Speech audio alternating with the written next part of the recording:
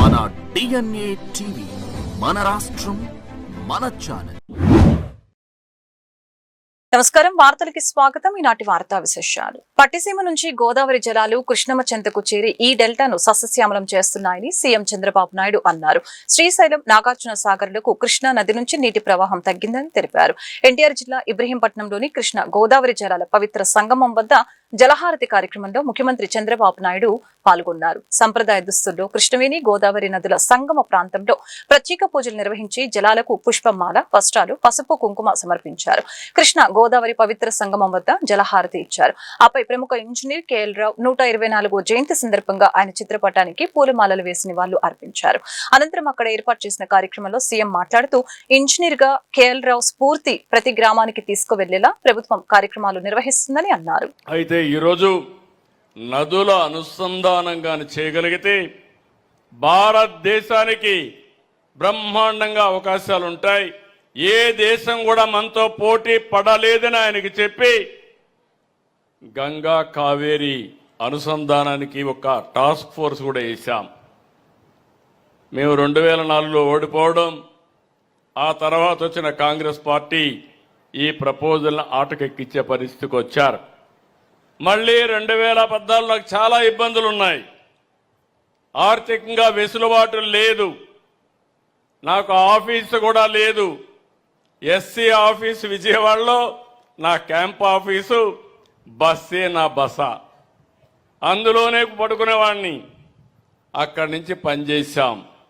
కానీ పట్టుదలతో ఈ కృష్ణా డెల్టాకు న్యాయం జరగాలనే ఉద్దేశంతో సంవత్సరంలో పట్టిసీమ పూర్తి చేసి నీళ్లు తీసుకొచ్చి కృష్ణా డెల్టాను కాపాడిన ఘనత ఆ రోజు తెలుగుదేశం పార్టీ ఎన్డీఏ ప్రభుత్వం.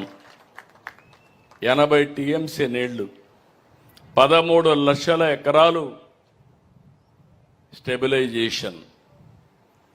కృష్ణవేణి నీలం రంగు, అదే గోదావరి అరుణవర్ణం.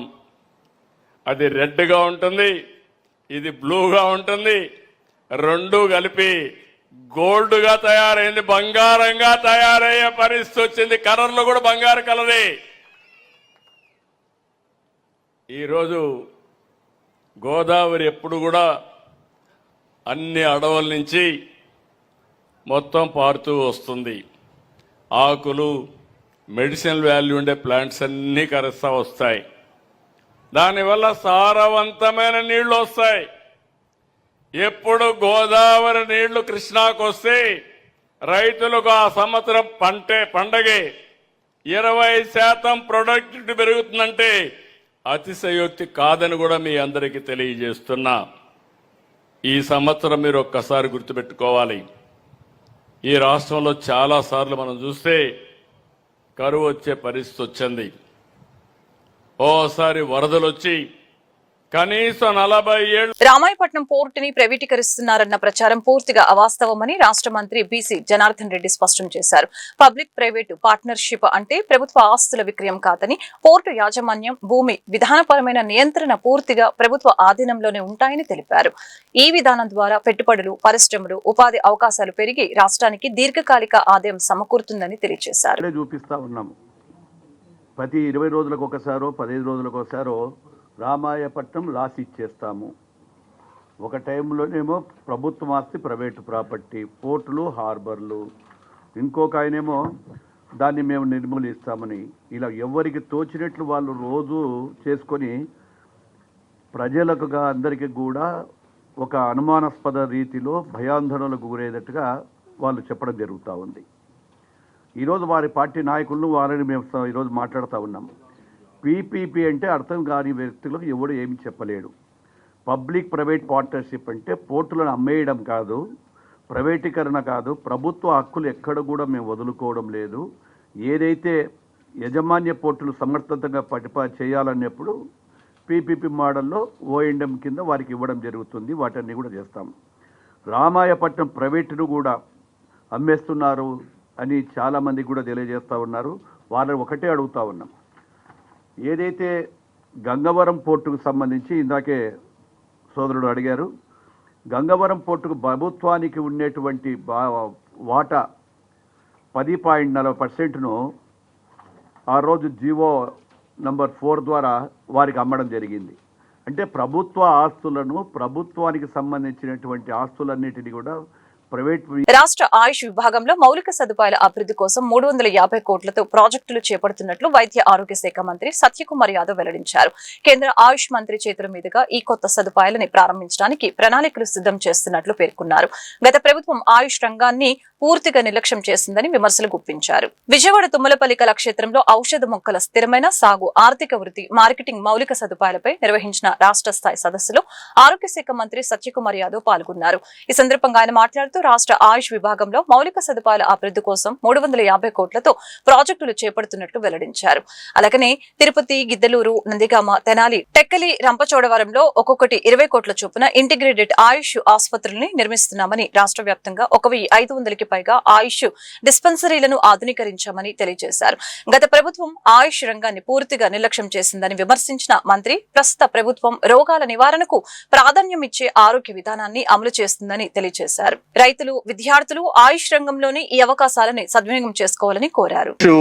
హోమియో ఒక కొత్త మినిస్ట్రీని తీసుకురావడం జరిగింది. మన రాష్ట్రంలో కూడా మీరు ఈ రాష్ట్ర చరిత్రలో ఏ నాడు జరిగిన విధంగా 350 కోట్లతో ఇవాళ ఆయుష్కు సంబంధించిన నిర్మాణ పనులు జరుగుతున్నాయి. 350 కోట్లతో ఆంధ్ర ప్రభుత్వం ఆవిర్భావం జరిగిన తర్వాత ఈ 10 సంవత్సరాల్లో కేవలం 100 కోట్లు మాత్రమే ఆయుష్ సంస్థలకి ఖర్చు పెట్టడం జరిగితే, కేంద్ర ప్రభుత్వం నుంచి మనం నిధులు తెచ్చుకోగలిగితే మనం 2 సంవత్సరాలనే 350 కోట్లతో ఇవాళ ఆయుష్ సంబంధించిన పనులు చేయగలుగుతున్నాం.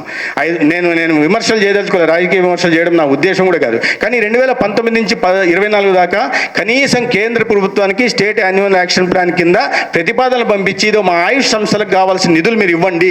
ఎందుకంటే కేంద్ర ప్రభుత్వం చాలా సానుకూలంగా స్పందిస్తూ ఉంది, సహకారం అందించడానికి సిద్ధంగా ఉంది. అయితే దాన్ని వినియోగించకుండా ఎందుకో ఆయుష్ అంటే ఇండియన్ సిస్టమ్స్ ఆఫ్ మెడిసిన్స్ అంటే మనం బ్రిటిష్ వాళ్ళ మానసిక మనస్తత్వం ఏ రకంగా ఉండేదో దేనికి పనికిరాదని అటువంటి పాలన 5 సంవత్సరాల పాటు సాగింది. ఆయుష్ అంటే నేను విన్నా, ఎవరో ఒక అధికారి చెప్పారు, ఎందుకు ఆయుష్కి సంబంధించి ప్రతిపాదనలు కూడా కేంద్ర ప్రభుత్వాన్ని పంపలేదంటే అప్పుడు అధికారంలో ఉన్న వాళ్ళు ఆయుష అదేంది అదొక పిచ్చిది అని అన్నారని నేనైతే డైరెక్ట్గా నా ఎదురుకు వినలేదు, నేను రాజకీయ విమర్శలు చేయలేదు. కానీ ఒక అధికారి, చాలా సీనియర్ అధికారి, ఆయనకు ఆ భావన ఉండేది కాబట్టి ఆయుష్ కింద ప్రతిపాదనలు పంపాల్సిన అవసరం లేదన్నారు.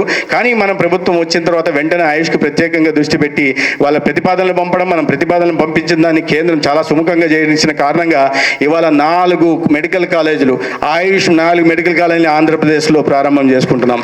ఒకటి నా నియోజకవర్గం ధర్మవరంలో ఒక ఆయుర్వేద మెడికల్ కాలేజీని మంజూరు చేశాం. తొందరలోనే దానికి భూమి పూజ చేసి పని మొదలు పెడతాం. ఇంద్రకీలాద్రిపై కనకదుర్గమ్మ ఆషాఢ మాస సారి సమర్పణ ఉత్సవాలు భక్తి శ్రద్ధలతో ప్రారంభమయ్యాయి. ఉత్సవాలలో భాగంగా మొదటి రోజు ఉదయం దేవస్థానం వైదిక సిబ్బంది, స్థానాచార్య, ప్రధాన అర్చకుల ఆధ్వర్యంలో అమ్మవారికి తొలిసారిను సమర్పించారు. మూల విరాట్ దర్శనం అనంతరం మహామండపం 6వ అంతస్తులోనే ఉత్సవ మూర్తికి వైదిక సిబ్బంది తెచ్చిన సారిను సమర్పించారు. ఇంద్రకీలాద్రిపై కనకదుర్గమ్మ ఆషాఢ మాస సారి సమర్పణ ఉత్సవాలు భక్తి శ్రద్ధలతో ప్రారంభమయ్యాయి. ఉత్సవాలలో భాగంగా మొదటి రోజు ఉదయం దేవస్థానం వైదిక సిబ్బంది, స్థానాచార్య, ప్రధాన అర్చకుల ఆధ్వర్యంలో అమ్మవారికి తొలిసారిను వైభవంగా సమర్పించడం జరిగింది. ప్రతి ఏటా వైదిక సిబ్బంది సమర్పించే తొలిసారితోనే ఈ ఉత్సవాలు ప్రారంభం కావటం ఆనవాయితీగా వస్తుంది. ఉదయం ఘాట్ రోడ్లోని ఓం మలుపు నుండి వైదిక సిబ్బంది తమ కుటుంబ సభ్యులతో కలిసి సారి సంబరాలను నెత్తిన పెట్టుకుని మంగళ వాయిద్యాలు, కోలాటాలు, వేద మంత్రోత్సరణ నడుమ ఆలయానికి చేరుకున్నారు. చినరాజగోపురం వద్దకు చేరుకున్న వైదిక బృందానికి ఆలయ కార్యనిర్వహణాధికారి వికే సీనా నాయకు, దేవస్థానం సిబ్బంది, ధర్మకర్తల మండలి సభ్యులు ఘన స్వాగతం పలికి ఆలయంలోకి తోడ్కొని వెళ్లారు. మూల విరాట్ దర్శనం అనంతరం మహామండపం 6వ అంతస్తులోని ఉత్సవమూర్తికి వైదిక సిబ్బంది తెచ్చిన సారను సమర్పించారు. ఈ సందర్భంగా అర్చకులు అమ్మవారికి ప్రత్యేక పూజలు చేశారు. ఆషాఢం సారి సమర్పణ కార్యక్రమం ఈ రోజు నుంచి ప్రారంభమైంది. ఇది ప్రతి సంవత్సరం ఒక్కొక్క మెట్టు పైకి ఎక్కుతూ మన రాష్ట్రంలోనే భక్తులందరికీ కూడా ఇంద్రకీలాద్రి పుణ్య క్షేత్రం భక్తులకు ఒక ఆహ్లాదమైన వాతావరణం కల్పిస్తూ ఈ రోజు నుంచి వచ్చే నెల 12వ తారీఖు దాకా ఈ యొక్క ఆషాఢం సారే సమర్పణ కార్యక్రమం కొనసాగుతూనే ఉంటుంది. ఇదే నెలలో మనకు ఈ రోజు నుంచి 24వ తారీఖు దాకా ఈ 9 రోజులు కూడా గుప్త నవరాత్రులు అంటే వారాహి నవరాత్రులు అనే కార్యక్రమం కూడా మా వైదిక కమిటీ సభ్యులు అది గుప్తంగా చేసుకుంటారు, భక్తులతో సంబంధం లేకుండా. అదేవిధంగా ఈ నెల 27, 28, 29 శాకాంబరి ఉత్సవాలు, అంటే అమ్మవారు పూర్తిగా కూడా ఒక శాకాహారంతో శాకాంబరి ఏవైతే మన కూరగాయలు ఆకుకూరలతోటి ప్రత్యేకమైనటువంటి అలంకరణలో దర్శనమిస్తారు. అదేవిధంగా ప్రతి సంవత్సరం ఆంధ్రప్రదేశ్ తెలంగాణ రాష్ట్రాల మధ్య సత్సంబంధాలు మంచిగా ఉండాలని అన్ని అక్కడ ఉన్న ప్రజలు ఇక్కడ ఉండే ప్రజలు కానీ అక్కడ ఉండే ప్రభుత్వం కానీ ఇక్కడ ఉండే ప్రభుత్వం కానీ మంచి పరిపాలన అందించాలనే ఉద్దేశంతో ఈ ఏదైతే సాంప్రదాయం ఉందో బంగారు బోనం మనకు ఈ నెల 26వ తారీఖున జంట నగరాల నుంచి వస్తున్నారు. అదేవిధంగా మన వైపు నుంచి కూడా అమ్మవారి తరపున అక్కడికి వెళ్ళి కూడా వచ్చే నెల కూడా మనము సారే 7వ తారీఖు సారే సమర్పిస్తాం. కాబట్టి ఈ కార్యక్రమం రాష్ట్రంలోని మతపరమైన రిజర్వేషన్లు, దళిత క్రైస్తవులకి ఎస్సీ హోదా అంశాలపై ఏపీ బీజేపీ అధ్యక్షులు పివిఎన్ మాధవ్ కీలక వ్యాఖ్యలు చేశారు. రాజ్యాంగం కల్పించిన రిజర్వేషన్ హక్కులు నిజమైన ఎస్సీలకే అందాలని, మత మార్పిడిల కారణంగా అసలైన దళితులు నష్టపోతున్నారని ఆయన ఆరోపించారు. ఈ అంశంపై బీజేపీ పోరాటం కొనసాగిస్తుందని స్పష్టం చేశారు. దళిత క్రైస్తవ అంశంపై బీజేపీ ఎస్సీ మోర్చా ఆధ్వర్యంలో ఐవీ ప్యాలెస్ లో రౌండ్ టేబుల్ సమావేశం నిర్వహించారు. ఈ సమావేశానికి బీజేపీ రాష్ట్ర అధ్యక్షులు పివిఎన్ మాధవ్ పాల్గొన్నారు. ఈ సందర్భంగా ఆయన మాట్లాడుతూ రాష్ట్రంలో ఓటు బ్యాంకు రాజకీయాల కారణంగా మతపరమైన రిజర్వేషన్ల వ్యవస్థ కొనసాగుతుందని విమర్శించారు. వైఎస్ రాజశేఖర రెడ్డి హయాంలో మతపరమైన రిజర్వేషన్లను ప్రయత్నించారని, అప్పట్లో బీజేపీ వాటిని వ్యతిరేకించిందని ఈ సందర్భంగా గుర్తు చేశారు. డాక్టర్ బిఆర్ అంబేద్కర్ అణగారిన వర్గాల అభ్యున్నతి కోసం రిజర్వేషన్లు తీసుకువచ్చారని, ఆయన ఆశయాలను కాపాడే దిశగా బీజేపీ పనిచేస్తుందని ఈ సందర్భంగా తెలియజేశారు. అంటే అదొక వర్గంగా ఒక భావన కలిగి ఆ వర్గం కోసం పనిచేయాలనే ఒక ఆలోచన, ఆ విధంగా ఒక విస్తృతమైన ఒక దేశవ్యాప్తంగా ఒక వైరస్, ఒక జాడ్యాన్ని బాగా విస్తృతంగా ప్రచారం చేశారు. కనుక దాని వ్యతిరేకంగా కానీ దానికి సంబంధించి ఏది మాట్లాడాలన్నా కూడా ఒక రకమైన భయం, అలాగే దాని గురించి ఏం మాట్లాడితే ఏమవుతుంది, మా ఓటు బ్యాంక్ ఎక్కడ నష్టపోతుంది అనే ఒక అభిప్రాయం. ఇది క్రైస్తవానికి వ్యతిరేకం కాదు అనే విషయం కూడా చెప్తున్నాం.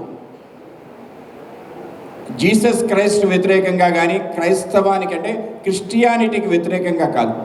అంటే ఎవరైతే దళితులు మతం మారారో, సో క్రైస్తవం తీసుకున్న దళితులైనా మాట్లాడితే బాగుంటుంది. ఈ పదాన్ని మనం ఎక్కడ ఉపయోగించకుండా ఉంటే బాగుంటుంది.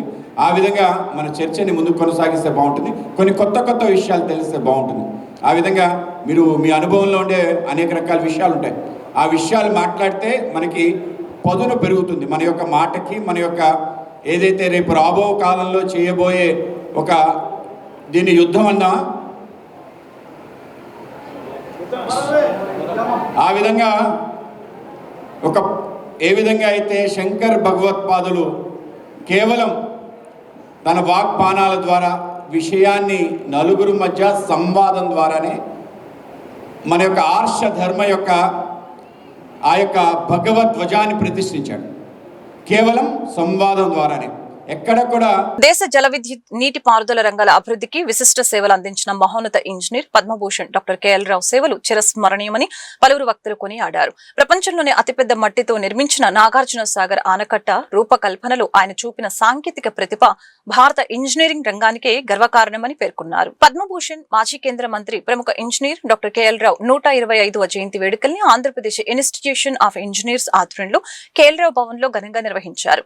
ఈ కార్యక్రమానికి పలువురు ప్రజా ప్రతినిధులు, రాజకీయ నాయకులు, ఇంజనీర్లు, విద్యావేత్తలు, సామాజిక ప్రముఖులు హాజరై డాక్టర్ కేఎల్ రావు చిత్రపటానికి పూలమాలలు వేసి ఘనంగా నివాళులర్పించారు. అనంతరం నిర్వహించిన సభలో వక్తలు మాట్లాడారు. డాక్టర్ కేఎల్ రావు భారత జలవనరుల అభివృద్ధికి చేసిన సేవలు అపారమని కొనియాడారు. నీటిపారుదల ప్రాజెక్టుల రూపకల్పనలో ఆయన దూరదృష్టి, సాంకేతిక నైపుణ్యం దేశవ్యాప్తంగా ఆదర్శంగా నిలిచాయని ఈ సందర్భంగా వక్తలు కొనియాడారు. ఇంజనీరింగ్ వృత్తిలో ఉన్న యువత డాక్టర్ కేఎల్ రావు జీవితాన్ని ఆదర్శంగా తీసుకుని దేశాభివృద్ధికి తమ వంతు సేవలు అందించాలని పిలుపునిచ్చారు. వేల మంది మనుషులకి ఉపాధి ఇప్పించారు. వాళ్ళ భవిష్యత్ అంతా మార్చారు. అలా నీరు వదుల గుర్తు పుడతారు. అట్లాంటి గొప్ప ఆయన పితామహగా ఆయన్ని చెప్పేవారు. ఇప్పుడు ఇరిగేషన్ అంటే ఆయన పితామహ అంటారు. ఆ గుర్తు పొందింది డాక్టర్ కేఎల్ రావు గారు 1902లో మన కంకిపాడులో పుట్టారు. ఆయన చిన్నప్పుడే ఆయన తండ్రిని తర్వాత కొంచెంసేపు తర్వాత ఆయన ఒక కంటిని కోల్పోయారు. దాంట్లో ఆ లాస్లో కడిపడకుండా ఆయన చాలా దృఢ సంకల్పంతో ముందుకి సాగారు. ఆయన విజయవాడలో స్కూల్కి నడిచి వెళ్ళేవారు. అది కంప్లీట్ చేసిన తర్వాత గిండి కాలేజ్లో ఇంజనీరింగ్ చేశారు. అక్కడి నుంచే ఆయన మాస్టర్స్ పొందిన మొదటి విద్యార్థి ఆయన. దాని తర్వాత బర్మింగ్హామ్కి వెళ్ళారు. బర్మింగ్హామ్లో తన డాక్టరేట్ కంప్లీట్ చేసిన తర్వాత ఆయన లఫ్బరోలో లెక్చరర్గా చేరారు. అక్కడ రాసిన పుస్తకం 1920 చివరి వరకు టెక్స్ట్ బుక్. బీసీల సంక్షేమం కోసం అహర్నిశలు శ్రమించే వ్యక్తి ఆంధ్రప్రదేశ్ బీసీ సంక్షేమ సంఘం రాష్ట్ర అధ్యక్షులు కేసన శంకర్రావు అని ఆంధ్రప్రదేశ్ తూర్పు కాపు సంక్షేమ సంఘం ఎన్టీఆర్ జిల్లా ప్రెసిడెంట్ మహంతి వాసు అన్నారు. బీసీల అభ్యున్నతి కోసం నిరంతరం పాటుపడే వ్యక్తి కేసన శంకర్రావు అని కొనియాడారు. ఆయన మరెన్నో జన్మదినోత్సవాలు జరుపుకోవాలని, అత్యున్నత స్థానాలను అధిరోహించాలని ఆకాంక్షించారు. ఆంధ్రప్రదేశ్ బీసీ సంక్షేమ సంఘం రాష్ట్ర అధ్యక్షులు కేసన శంకర్రావు జన్మదినోత్సవం సందర్భంగా నగరంలోని తుమ్మలపల్లి కళాక్షేత్రం పూల విగ్రహం వద్ద ఆయన జన్మదినోత్సవ వేడుకలు ఘనంగా నిర్వహించారు. ఈ సందర్భంగా కేక్ కట్ చేసి పండ్ల పంపిణీ కార్యక్రమం, సేవా కార్యక్రమాలు నిర్వహించారు. ఈ వేడుకలలో ఆంధ్రప్రదేశ్ తూర్పు కాపు సంక్షేమ సంఘం ఎన్టీఆర్ జిల్లా ప్రెసిడెంట్ మహంతి వాసు పాల్గొని మాట్లాడారు. బీసీల సంక్షేమం కోసం అహర్నిశలు శ్రమించే వ్యక్తి ఆంధ్రప్రదేశ్ బీసీ సంక్షేమ సంఘం రాష్ట్ర అధ్యక్షులు కేసన శంకర్రావు అని తెలియజేశారు. అలాగనే బీసీల కోసం రానున్న కాలంలో ఆయన మరెన్నో పోరాటాలు నిర్వహించాలని, అత్యున్నత స్థానాలను అధిరోహించాలని ఆకాంక్షించారు. విచ్చేసినటువంటి మీడియా మిత్రులకి నా యొక్క నమస్కారములు. ఈరోజు నా పేరు చిప్పాడ చందు, విజయవాడ బీసీ సంక్షేమ సంఘం నగర అధ్యక్షుడిని. ఈ రోజున మాకు పండగ వాతావరణం.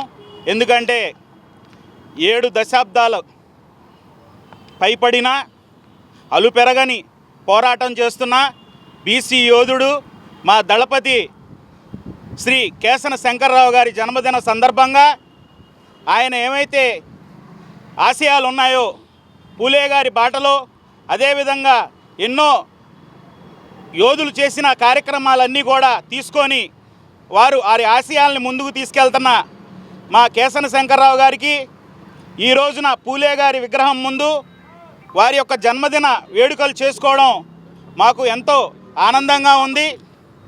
అలాగే భవిష్యత్తులో వారు మంచి పదవులు అలంకరించాలని, బీసీలకి కావలసిన తగు న్యాయం వారి ద్వారానే మాకు జరుగుతుందని, ఈ రోజున ఆంధ్ర కానీ తెలంగాణ కానీ చూసుకుంటే బీసీ నినాదం నిజాయితీగా వినబడుతుందంటే అటు జాజుల శ్రీనివాస్ గౌడ్ గారు, ఇటు ఆంధ్రప్రదేశ్ బీసీ సంక్షేమ సంఘం రాష్ట్ర అధ్యక్షులు కేసన శంకర్రావు గారు.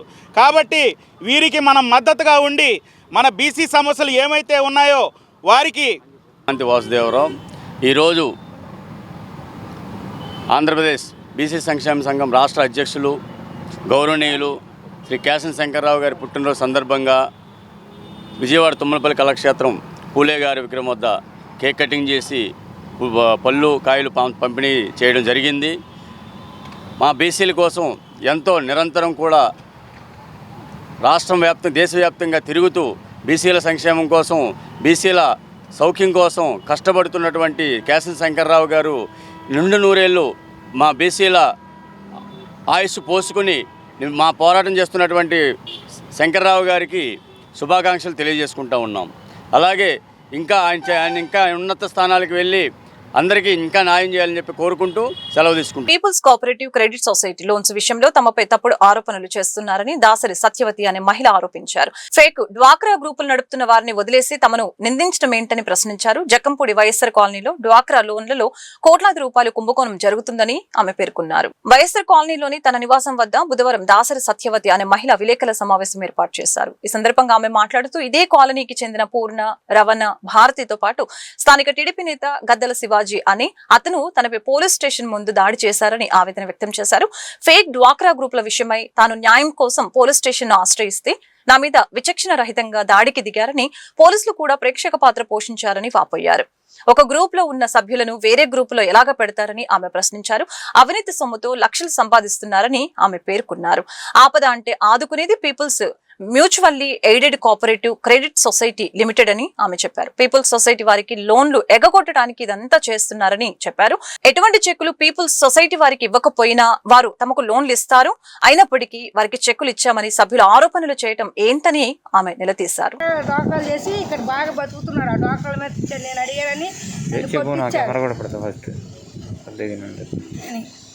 నాకు న్యాయం చేయాలని, మళ్ళీ నాకు ఏదన్నా అయితే నాకు ఎవరు లేరు, మౌడు ఎవరు నన్ను ఇప్పుడు ఖర్చు పెట్టుకుని ఏదైనా చేయాలని చూస్తున్నారు. కానీ నాకు స్టేషన్లో న్యాయం జరగట్లేదు. కిడ్నీ కార్డు లేదు, నేను కిడ్నీ కార్డు లేదు సార్ నాకు అని. మీరే నాకు న్యాయం చేయాలి సార్. అది సీఆర్ రాజేష్ సార్ వీళ్ళంతా కలిసి దొంగ డాక్టర్లు చేసి కాలనీలో చాలామంది చేస్తున్నారు సార్. అవి అడిగానని నాకు ఖర్చు పెట్టుకుని నన్ను మీదకి వచ్చారు వాళ్ళందరూ నిన్న అని. భారతీయ వీళ్ళంతా దేనికుంటారమ్మా ఈ డాక్టర్ల గురించి నేను వెళ్ళాడు కానీ శివాజీ పక్క నుండి ఇలా ఏదో మాట దారానని ఒక అమ్మాయిని ఫోన్ చేసి పూర్ణన్న అమ్మాయి పిలిపించి నన్ను కొట్టించింది స్టేషన్ కాడ. నేను అడుగుతున్నానని ఏదో రంగు కడుతున్నానని చెప్పి కొట్టించింది నన్ను అని. ఎంతమంది ఉన్నారు మిమ్మల్ని దాడి చేసిన వాళ్ళు? నా దాంట్లో పూర్ణన్న అమ్మాయి ఫోన్ చేశారు, సైడ్ నిలబడి నన్ను కొట్టారు. ఆ అమ్మాయి వచ్చి నన్ను కాలు తెగ్గిసి పోలీస్ స్టేషన్ కాడే కొట్టింది సార్ నన్ను. కేసు పెట్టారా? మరి కేసు పెట్టి అసలు పోలీసు వాళ్ళు రాత్రి వచ్చి మీకేం జరిగిందని నాకు సంతకం పెట్టుకుని వెళ్ళారు అంతే. నేను కొట్టినప్పుడు ఏం నాకు పట్టించుకోవాలి. నేను గవర్నమెంట్ హాస్పిటల్ ఆటోలో తీసుకెళ్ళాను. నన్ను పడిపోయా, నేను అక్కడే పడిపోతున్నాను. నా ఏమి చేయలే పోలీసు వాళ్ళు. విజయవాడలో పీపుల్స్ కోఆపరేటివ్ బ్యాంకు లోన్లు ఇన్సూరెన్స్ డబ్బుల పేరిట పేద మహిళల్ని నమ్మించి భారీగా మోసం చేసిన ఉదంతం వెలుగులోకి వచ్చింది. లక్ష్మీ దుర్గా వెంకట్ లక్ష్మి అనే బాధితులు తమకు జరిగిన అన్యాయాన్ని మీడియా ముందు వాపోయారు. బ్యాంక్ అధికారులైన ధనుంజయ్, నవదీపులతో పాటు శారద, సత్యవతి అనే మహిళలు గ్రూప్ లీడర్లను అడ్డం పెట్టుకుని ఈ మోసాలకు పాల్పడ్డారని వారు ఆరోపించారు. లోన్లు ఇప్పిస్తామంటూ ఇళ్లకు పిలిపించుకొని నామినీ సంతకాలు లేకుండానే లబ్ధిదారుల పేర్ల మీద లోన్లు తీసుకున్నారని తెలిపారు. బాధితులకు తెలియకుండానే బ్యాంకుల నుంచి డబ్బులు డ్రా చేసి అడిగితే బెదిరింపులకు దిగుతున్నారని ఆవేదన వ్యక్తం చేశారు. ఒక బాధితురాలికి ఏకంగా 14,65,000 రూపాయలు రావాల్సి ఉందని చెప్పారు. దీనిపై నిలదీసినందుకు గంజాయి బ్యాచ్ తో తమపై దాడులు చేయించారని, నిన్న పోలీస్ స్టేషన్ వద్ద కూడా తమను కొట్టారని బాధితులు ఆవేదన వ్యక్తం చేశారు. భర్త చనిపోయిన వెంకట లక్ష్మి అనే మహిళకు రావాల్సిన ఇన్సూరెన్స్ డబ్బుల్ని కూడా హెడ్ ఆఫీస్ చుట్టూ తిప్పించి చివరకు చేతిలో నుంచి లాక్కున్నారని ఆరోపించారు. నా పేరు లక్ష్మీ దుర్గా. ముందు నమస్కారం అండి. నా పేరు లక్ష్మీ దుర్గా. మాది పీపుల్స్ కోఆపరేటివ్ బ్యాంకులో మేము లోన్ తీసుకున్నాం. ఇక ఈ లీడర్గా నేను ఉన్నానండి, గ్రూప్ లీడర్గా. ఈమె భర్త చనిపోయాడు. ఈ ఇన్సూరెన్స్ కొంచెం తక్కువ కాదమా, ఇక ఈ ఇన్సూరెన్స్ డబ్బులు, ఈ భర్త చనిపోయిన ఇన్సూరెన్స్ డబ్బులు రాలేదు. మేము కాళ్ళకి చెప్పులు అరిగిపోయేటట్టు పీపుల్స్ చుట్టూ, హెడ్ ఆఫీస్ చుట్టూ పిచ్చుకుక్కలాగా తిరిగాము. ఎవ్వరు మమ్మల్ని పట్టించుకునే వాళ్ళు లేరు. ఎవరు పట్టించుకోకపోయినా సరే అయినా సరే అలాగే తిరిగి మాకు అడ్రస్ కూడా ఎవరు చెప్పలేదు. మేము రాగే పార్క్ కాడ నుంచి బెంచ్ సర్కిల్ వరకు కాళ్ళు నడక మీద చెప్పులు అరిగిపోయేటట్టు 4 రోజులు ఎర్ర టెంట్లో 4 రోజులు అలాగే తిరుగుతూనే ఉన్నాం. ఎప్పుడుకో పట్టుకున్న కాడ మేము వీళ్ళు ముందు ఇన్సూరెన్స్ డబ్బులు ఎందుకు రాలేదు, అసలు ఏం జరిగింది అంటాం. ఒకసారి సార్లు లేరంటే ఒకసారి అసలు మీరు ఇక్కడికి వచ్చి మాట్లాడమాకండి, మీరు ఎక్కడైతే లోన్ తీసుకున్నారో అక్కడికి వెళ్ళి మాట్లాడమని ఒకసారి. అట్లా 4 సార్లు తిప్పారు. బయటకు తర్వాత సత్యనారాయణపురం అక్కడికి వెళ్ళి అడిగితే ఆయన అంటే మిమ్మల్ని హెడ్ ఆఫీస్కి ఎవరు వెళ్ళమన్నారు, మీరు హెడ్ ఆఫీస్కి వెళ్ళి మాట్లాడతాం ఏంటి, ఇక్కడికి వచ్చి మాట్లాడని ఆయన అన్నాడు. ధనుంజయ్ ఆయన పేరు అని మమ్మల్ని ఏమని నన్ను ఇద్దరిని చేయిపెట్టి ఇలా తోసాడు. ఆ మాట మేము మళ్ళీ మన శుక్రవారం నాడు వెళ్ళాం. మన ఈ అన్నతో పాటు కలిసి మాకు ఇట్లా అన్యాయం జరిగిందనంటే, సరే రాండమ్మా నేను మాట్లాడతానంటే అన్నయ్య. మేము వెళ్తే మేము అసలు సార్ కలిసి మాట్లాడి ఇలా జరిగింది సార్ అంటే, నేను ఈ పరిష్కారం గురించి మేము ఆలోచిస్తామా, మేము మాట్లాడతామమ్మా అన్నారు. నిన్న స్టేషన్లో నేను లేను. నేను బేరానికి వెళ్తే నువ్వు లోన్ కట్టావా ఏంటి, నువ్వు లోన్ కట్టుకోవడం మేము కట్టాము, మేము నా చేతి డబ్బులు వేసుకొని కట్టాము. ఈ వార్తలు ఇంతటితో సమాప్తం. మరొక బులెటిన్ మళ్ళీ కలుగుతాం. నమస్కారం.